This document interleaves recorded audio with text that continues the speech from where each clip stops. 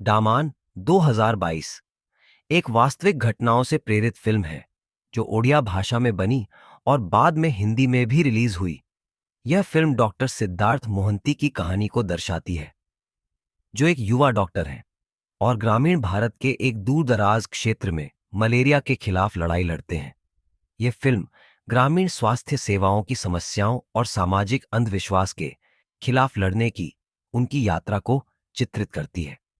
कहानी की शुरुआत डॉ सिद्धार्थ मोहंती, बबूशान मोहंती द्वारा निभाया गया किरदार एक मेडिकल ग्रेजुएट हैं जिन्हें अपनी डिग्री पूरी करने के बाद मलकानगिरी जिले में पोस्टिंग दी जाती है। मलकानगिरी एक आदिवासी इलाका है जो अत्यंत पिछड़ा हुआ है और जहां पर स्वास्थ्य सेवाओं की भारी कमी है। सिद्धार्थ पहले से ही इस तरह के स्थान पर जाने के लिए उत्सुक नहीं होते, क्योंकि वह शहर में ही काम करना चाहते हैं, लेकिन सरकारी नियमों के तहत उन्हें इस पोस्टिंग को स्वीकार करना पड़ता है। ग्रामीण इलाके में जीवन मलकानगिरी पहुंचने पर सिद्धार्थ को वहां की गंभीर स्थिति का सामना करना पड़ता है। गांव में स्वास्थ्य केंद्र होते हुए भी वहां कोई सुविधाएं नहीं हैं, ना तो पर्याप्त दवाइयां हैं, ना ही सही चिकित्सा उपकरण। सबसे बड़ी चुनौती यह है कि स्थानीय लोग डॉक्टरों पर भरोसा नहीं करते और बीमारियों को अंधविश्वास से जोड़ते हैं। मलेरिया जैसी जानलेवा बीमारी को लोग बुरी आत्माओं का प्रकोप मानते हैं और इसके इलाज के लिए स्थानीय ओझाओं और तांत्रिकों पर निर्भर रहते हैं। मलेरिया से रोज कई लोग मरते हैं, लेकिन लोग आधुनिक चिकित्सा को अपनाने से इनकार कर देते हैं। संघर्ष और समर्पण। सिद्धार्थ को इस चुनौतीपूर्ण माहौल में काम करने में बहुत कठिनाई होती है। वह लोगों को मलेरिया के बारे में जागरूक करने की कोशिश करता है, लेकिन लोगों की अज्ञानता और अंधविश्वास के कारण उसे बहुत ज्यादा विरोध का सामना करना पड़ता है। गांव वाले न मच्छरदानी का इस्तेमाल करना चाहते हैं, न ही दवाइयों पर विश्वास करते हैं। सिद्धार्थ अपने काम से निराश होता है और उसे यह समझ में नहीं आता कि वह इस परिस्थिति में कैसे बदलाव ला सकता है। बदलाव की शुरुआत धीरे धीरे सिद्धार्थ गांव वालों से व्यक्तिगत रूप से मिलना शुरू करता है।